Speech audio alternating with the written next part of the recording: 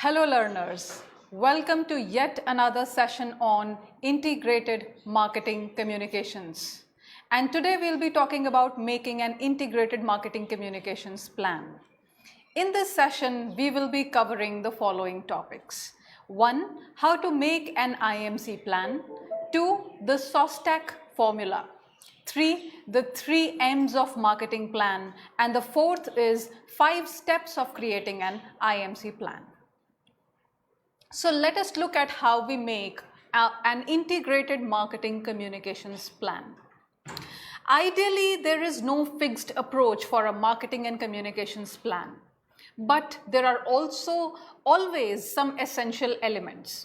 Because marketing and marketing communications is largely about striking a balance between what an organization thinks and feels and how the audiences interpret the messages. So there is no fixed way, there is no fixed formula how particular communications will become a hit with the audiences. But there are some essential elements which must be followed in order to make your IMC plan a success. And one widely used approach is SOJNMS. Now, SOJNMS for short stands for Situation, Objectives, Strategy, Tactics, Action, and Control. Now, let us look into the details of what this SOJNMS plan actually means. When we say situation, which is S, we try to answer the question, where are we now? It is always required to have a proper assessment of what your immediate situation is, what your immediate environment is, where are you placed in that environment, so that when you focus all your energies and you synergize everything in order to create a kind of formula which will help you meet your objectives, it will be better successful. It is to, like say for example, if you're going to talk to people about polio campaigns or polio drops, there can be a certain level of awareness, knowledge and education about polio which will already be existing in your target audience. So if you're wasting your energy trying to tell them everything from the scratch, from zero, it will not help. So hence it is very important to first figure out where we are now. And like I've always told in my previous sessions, one of the best ways of knowing where we stand is the SWOT analysis. An analysis which talks about the strengths, weaknesses, opportunities and threats for any company, any brand in a competitive marketplace. It also helps you to know the need and pace of performance. If we understand where we are placed, where our brand is placed, or how strong our competition is, we know the kind of objectives we should formulate for ourselves and what should be our pace of performance in order to one up the competition. So this is the situation. Now let us look at O, which stands for objectives. When we say objectives, it answers the question, where are we headed? Where are we going? So far you got to know what your situation is, where you're standing. And now you need to decide where you're going to head. Long-term and short-term goals and objectives exist in every plan of action. So whenever we're talking of an integrated marketing communications plan, we need to understand that there is some long-term goal that one may need to achieve. Say for example, image management. One wants the customers and the audiences to view the brand or the company as a more socially responsible company. Now this kind of a change will not come overnight. It will take a lot of effort, concretized effort on the part of the company and on the part of the employees and the entire team which is planning the integrated marketing communications to come together in consonance and then figure out how do we achieve this goal. So this can be a long-term goal. As compared to this, when we talk of short-term goals, those are the goals that you look at achieving immediately. Say for example, you are organizing an event. In that event, you're expecting a certain number of footfalls because those footfalls will ensure that people will be at least aware of the brand because they're coming to your event, so they will be aware of your brand. So this can be a short-term goal. Also, the objectives, it is very important that they be measured properly. The measurability of objectives is important because that is how we will be able to determine whether your integrated marketing communication plan has yielded concrete results or has it been left midway. So ideally, the objectives can be long-term as well as short-term, but what is important in both kind of objectives is that they should be able to be measured. So measurability is an important component when we set the objectives. Say for example, other examples of building objectives could be building sales volume, increase in share price, increasing awareness, and positioning the product. So all of these are various objectives. It depends on what is long-term and what is short-term. Accordingly, you span it as far as time and resources are concerned, because then you're able to understand that if there is a certain long-term plan that you're planning to achieve, it obviously takes greater efforts and resources. So it will be spread over, say for example, 6 months or over a period of 1 year. As compared to this, any short-term plan will take lesser amount of resources and lesser time. So accordingly, we place the objectives. Now we've just seen the environment, which was S, the situation. We've looked at objectives. Now we look at strategy. We have devised our goals. We have devised the objectives that we're planning to meet, long-term and short-term. Now what should be the strategy with which we will be able to achieve these objectives? So it answers the question, how do we get there? Keeping the objectives in mind, keeping the marketing mix and communication mix in mind, we decide upon the entire integrated marketing communication plan. So that is where the strategy gets devised.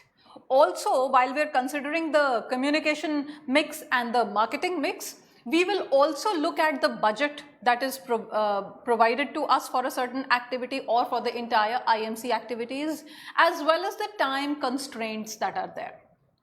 So when I say marketing mix and when I say communication mix, these are two different yet overlapping terms. When we say marketing mix, we're trying to look at all those tools of marketing which we make use of in order to achieve our objectives.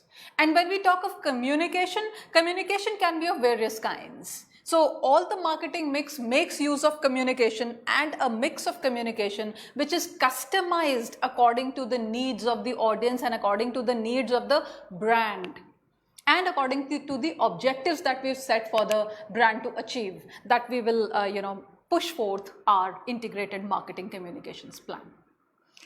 Now let us look at tactics. You have devised a strategy, means you have ideally entered a situation where you know what is it that you're going to do first and why is it better than doing it next, and what is it that you're going to do next. So by which strategy are you going to achieve your short-term goals, and by means of achieving your short-term goals, how does your long-term goal gets achieved. While looking at it, we also need to look at the tactics that we adopt for the IMC plan. Now, what is that tactics? Tactics is not something which is very separate from strategy. Basically, tactics answers the question, what is the detail of the strategy? Strategy is the way you have decided to achieve your result. And now once you've decided how do you get there, you also have to answer the question, what is the details? What are the problems that we're going to meet in the way to success? So it talks about the details of marketing communication mix. So far, while we were devising the strategy, by looking at the objectives, we were looking at what kind of communication mix can be there and what kind of marketing mix can be there, and then also looking at the budget and time. Now we are looking at the entire marketing communication mix that we have chosen as a part of our strategy. So it includes the decision on tools of communication and how much to be spent on a certain activity. So say for example, you decided that a certain brand X is a very new brand in the market and you need to create some awareness about it. So you organized an event, after which you decided to look at the footfalls and you decided to correspond with the people through direct mailers. Now you have to decide how much money can you afford to spend on this entire activity. So this is what we call tactics. While you're looking at the details of the marketing communications mix, you are deciding what kind of tools of communication you're going to use, which medium will be better to be used. If you think you're able to reach your audiences on a larger level through event organizations, then probably the mainstream media can be kept at bay. Or probably you can make use of the social media while you're targeting your integrated marketing communication mix. So this is what we call tactics. How to handle the strategy and how to work with the marketing communication mix that you have devised for yourself as a part of the strategy. Now look at A, which stands for action. What steps are required to put each tool in action? Now, when we say putting each tool in action, we're basically talking about a plan of action. Actual plan of action is required so that all the activities fall in line as per plan. So what are the steps that you're going to take in order to ensure that your plan of action is met and it is as per and all the activities are taking place as planned before?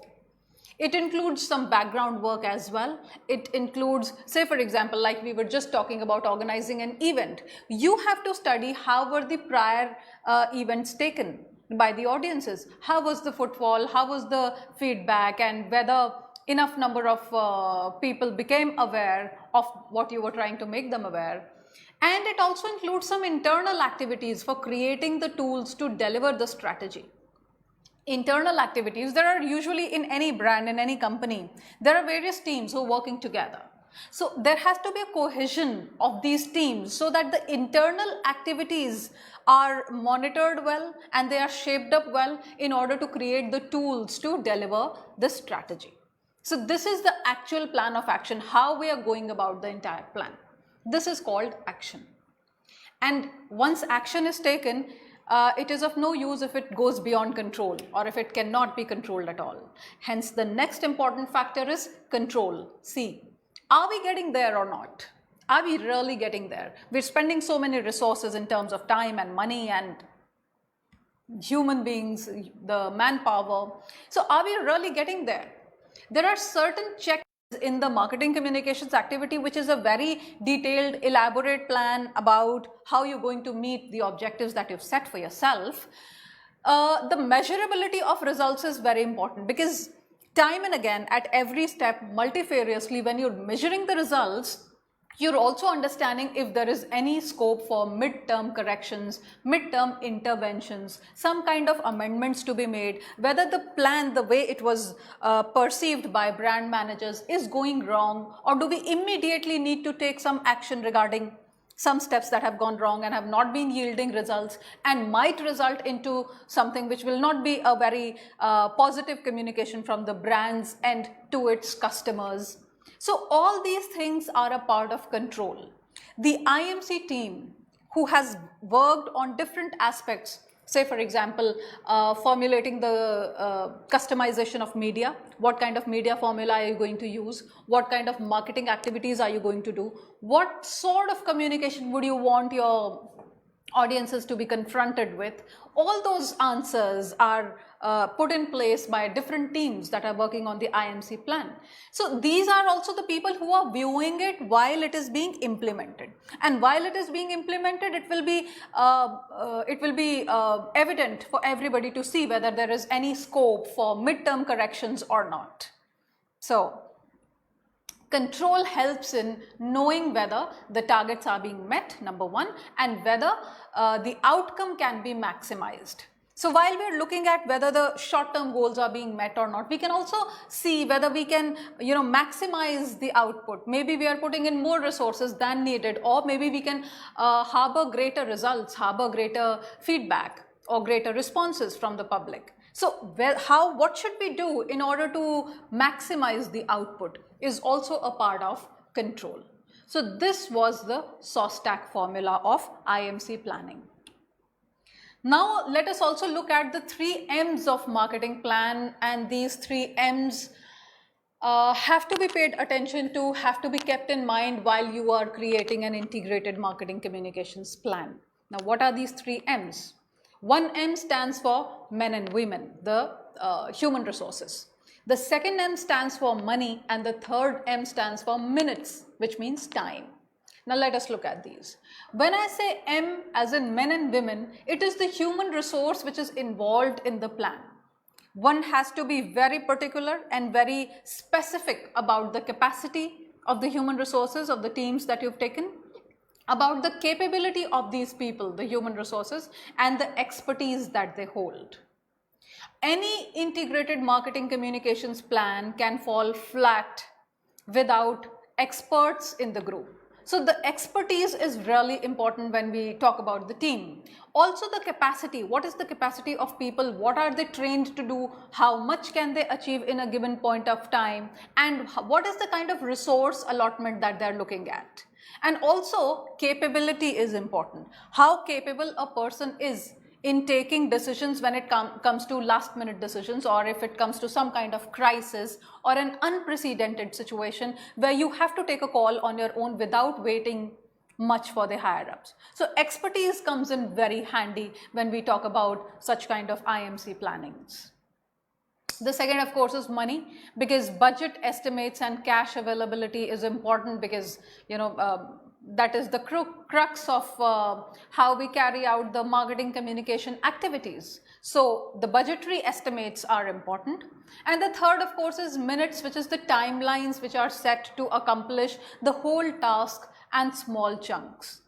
So the time schedules ensure timely completion of these tasks. When you have already said that organizing an event, collecting feedback, and coming up with a report is going to ideally take, say, 2 weeks' time. So what are the various other activities that you have planned ahead of that? And by the end of, say, for example, 6 months, how do you think you're going to achieve the objective, the long-term objective that you've set for yourself? So the timelines are going to help you accomplish in totality the entire task, as well as the breakups of the project, the small chunks of the project. So time schedules come very handy. These are the 3 M's of any marketing plan which must be borne in mind while you're planning an IMC campaign. Now let us look at the 5 steps for creating an IMC plan. Now I first talked of the SOJNMS formula, that was one way of looking at it, and I will reiterate that there are no fixed formulas. If you have a good understanding of your brand and of your customer, you can come up with your own formula. But just to give you some perspective, I thought that I would discuss 2 kinds of plans here. One was the SOJNMS, the other is the 5 steps for creating an IMC plan, which includes these points. 1, it's to set a common objective and strategy across teams. Why? Because there are various kinds of teams. There can be a back-end team, there can be a technology team, there can be an HR team, there can be a field work team. Various types of groups of people who are working on various parts of the same project. So one has to set common objectives and strategy across teams and see to it that you meet these personnel time and again to understand what their needs are, to clarify if there are doubts of any kind, and to see to it that everyone is propelled towards the same objective in the same collective fashion as was designed earlier. Now, for this, there are a few key questions that one needs to answer, like, what are your strategic goals? When I say strategic goals, what do you think can be the goals of any company, any organization? They could be the rise in sales, they could be the rise in marketing activities and the visibility of your marketing activities, and there could be other general business objectives. Could be business volume as well as sales as well as revenue, various other aspects. So you set up some strategic goals as to what is it that you're looking to increase, decrease, make visible, whatever. The second key question is the target. What is the market share that your brand captures? What is the brand awareness amongst the targeted audiences? Say, for example, if it is a cosmetic product, what is the kind of awareness that people have about it, people who use it? So, and then of course you also look at generating leads. Why? Because those leads will get you better business volume. So the second important question to be answered is, what are your targets? The third part, of course, I have stressed enough of this, is the timing. what is the kind of time you have at hand in order to carry out your integrated marketing communications activities, your marketing activities, and how do you plan to take a feedback and calculate, measure the results of those. And of course, the fourth part is the budget, the kind of money you have, because that will decide what kind of, how grand a plan can you make, because everything is ultimately depending on the resources that you have. Now let us look at identifying a clear audience insight. These are one of the 5 steps that we will be talking about in this integrated marketing communications planning. When we talk about identifying the audience insight, there are 4 major areas that you need to look into. First is the business area. When I say business, what is the bigger picture strategy? Where do you think can you place yourself? Say for example, if you are an e-commerce company, where do you see yourself? Are you a startup? Are you well established in the market? Are you well established but a new player? You know, so those are the questions that need to be answered. What is the culture? It is very important to understand the significance of the cultural norms and the culture of the place where you operate. Say for example, in a country like India, which has so many festivals on and off, you cannot disregard of religion in a country like India. As compared to this, in the West, probably religion is something which is class apart, kept only for Sunday mornings, and the rest of the time is business time. What is the culture is important. The third aspect is brand perception. What do people think of you? Some cosmetic brand, is it thought of as something which is cheap, which is just like, you know, not something very classy? Or is it something which is more of a luxury product? Is it something which is specially placed for the middle segment of the audience, I mean the middle class? Is it something which is looked upon as something which has high usability? So if it is being used by a person, it would only be dissatisfaction towards the product which will lead this person to not be brand loyal and to move on to some other brand. So what is the perception about your brand in general amongst the target audience is important to gauge. Then of course, credibility. What is the kind of credibility you enjoy? Say for example, if you're a health product, do you think you enjoy enough credibility in the market and amongst the audience so that people trust you, people believe you? They think that if you're taking some sort of a health drink, your bones will become strong. Do they believe that? Is there some market credibility of your product? Has it shown results? That is one of the business areas, business concerns. The other area other than the business is the market. Is the market mature or emerging? When I say a mature market, it means companies of this kind and such kind of a business environment has been prevalent for quite some time now. So that is what you call a mature market. And an emerging market could be a market like India, where you have an opportunity for everybody, whether it is growing or shrinking.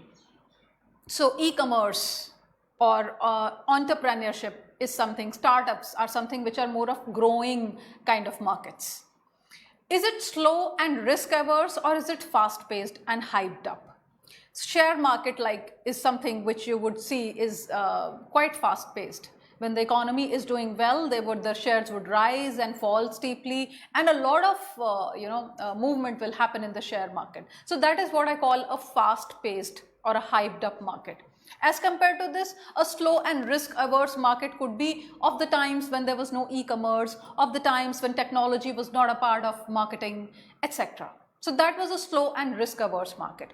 Also, amongst economies, amongst countries that are less developed, the fourth world countries, so to say, the economies are largely slow paced and they are risk averse. Another way of looking at the market is, what is the strength of the competition? You are a brand X which produces, say for example, washing machines.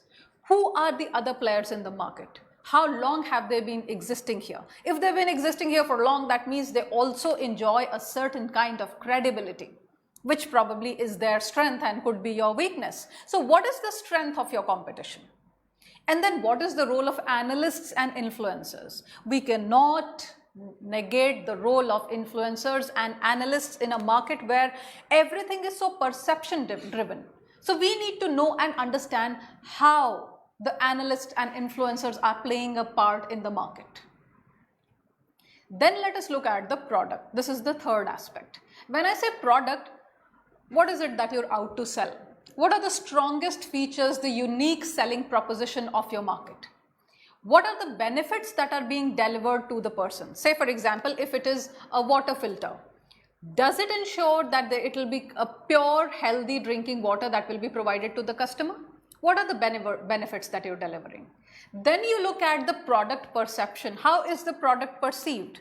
It could be something which is a local product, but at the same time very cost effective, and at the same time much needed in the household, say for example. So the product perception could be different for different products. You need to understand how your product is being perceived in the market.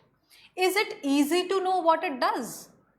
Is, like say for example, when I talk of a pill, because I have a headache, I pop in a pill and I know that within half an hour my headache will be gone. So is it easy to know that this pill will take away my headache? Is it easy to know that the shares of a certain company that you're purchasing are actually going to rise in times to come, or is it going to fall flat? So is it easy to know what your product is doing for the people? Also, are there comparable solutions in the market? Say for example, there is a brand which produces CC cream, which helps you take away all the spots that are visible on your skin, on your face. What are the other comparable companies, other comparable products that are there in the market? Can they beat your product? You need to have an understanding and a thorough understanding of the product and the competition products that are available in the market. Now let us look at the more significant part, the audience. When I say audience, we need to answer the following questions. One, what do they believe now? Do they think your brand is as great as it was once upon a time? What do you want them to believe? What is the kind of perceptual change, the reality, the perceptual reality that you're trying to change for your audiences? Then why should they care or act? There are so many times that people are told that you should prevent pollution, you should not do any activity which leads to greater pollution. So why should they care and act? Do they have an answer as to why they should prevent pollution? Why don't they care and act? They all understand, we all have a sound understanding of why and how pollution has affected the environment. But a number of times we don't act. Why? What is stopping them from purchasing your product? Is it because the quality is not that great? Is it because it is highly priced? Is it because the utility component is missing? Is it because it has no uniqueness? It does not set itself apart from the other products? What is the reason why people are not purchasing your product? So all those answers come to you when you know the audience perspective well. So these are the first 4 areas that you need to determine. After this comes the next step, which is the big idea. When I say the big idea, it is the experience idea. It marks the transition from strategy to execution. So how are we going out in the market is something which will be decided by the big idea. It provides a clear, impactful and differentiated concept. It provides a greater opportunity to pierce through noise, and it helps you capture the audience attention. Then let us look at the efficient channel planning. Outlining how different media channels will be used to meet business and marketing objectives based on the budget and audience insight is what we call channel planning. So one has to outline the roles of channels. When I say channels, I mean all media. Is it advertising that we are going to put to use, or is it events, or is it public relations? Is it image building and corporate communications? What is it that we're going to use and why? And then we get into details of how and where these channels will be used at what points of time. The best practices in the field should be followed, which come of course from your own brand, because you have been in the field for some time. So you have had your own experiences based on which you build your best practices. And the next and more important is studying the customer data. When I say studying the customer data, it is about understanding how customers relate to your business. We were just talking about it 5 minutes back. How do you identify the key communication and content needs? Do you maintain contact with different types of customers? Different type of customers could mean, say for example, men and women both. So you have a skin cream which is for men as well as for women. Or is it for different segments of the audiences? So for the SEC A class people, or for people who are, say, more influential in general, as compared to that for the middle class, as compared to that for the lower class? Do you have smaller packages which are costing less so that others can also use it? So are you addressing different segments of the audiences? And are you also addressing different life stages of customers? So there can be a fully automatic washing machine which may be needed by a working woman because she has less time, and also by an elderly who cannot, do so much all on one's own. So on different life stages, how are you looking at the customer data? And of course, the last but not the least, concerted efforts by all teams. I have explained what different types of teams work together when we talk about building a plan for integrated marketing communications. There should be a clear alignment of all the teams involved in the process. So that is it about planning an IMC campaign. Think holistic, think IMC, till we meet again 5 minutes down the line. Thank you.